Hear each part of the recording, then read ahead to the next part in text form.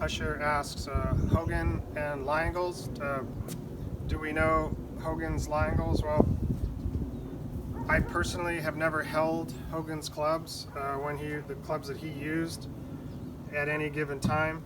But from the research that I've done, people that I've talked to that have held his clubs, and from seeing his golf swing and everything, there's certainly quite convincing evidence that his lie angles were very, very flat. In fact, absolutely 100% that they were. As far as the exact degree, my estimation would be 6 degrees flat down to possibly 8 degrees flat. I remember Tom Wishon, who's a notorious club designer, club fitting person, held Hogan's clubs.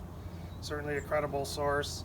Said they were extremely heavy, extremely flat, extremely stiff shafts in them. That's good enough for me. Again, with the videos, you can see that the shaft is very flat with Hogan coming in.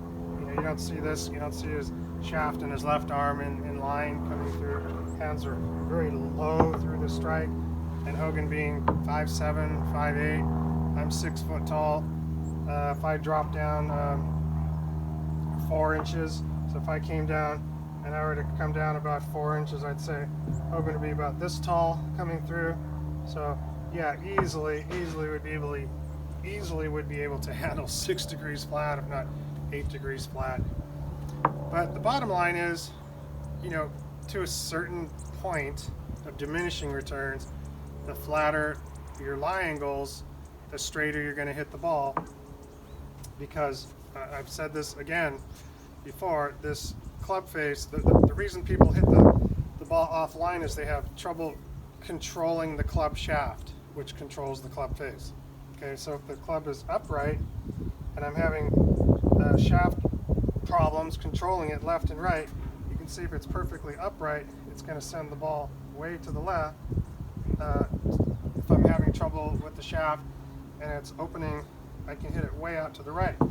But if the shaft is flatter, then that same rotation starts having to do with up and down and not as much left and right. The sooner you can get that concept into your head, it's a pretty simple concept. Upright, left and right shaft. If the shaft is flatter, up and down. Okay, so you come a little bit over the top of a shot, which we all do from time to time.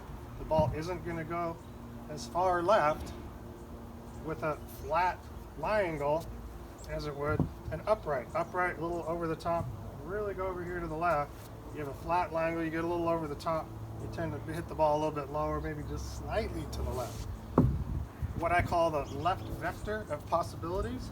So the flatter our lie angles, if I come the most over the top I can with a flat club, I'm taking that left vector of possibilities and I'm moving it to the right, that left vector of the most possible left shot I can hit. The flatter that lie angle, the more that I'm moving that vector towards the target, toward the pin or the middle of the fairway. So try and think about that, do just a little geometry in the mind, and then when you actually go out and hit some flatter clubs, you'll be like, oh yeah, that was right, John was right about that. Absolutely 100% right about that one. Anyway, we'll see you at the next question.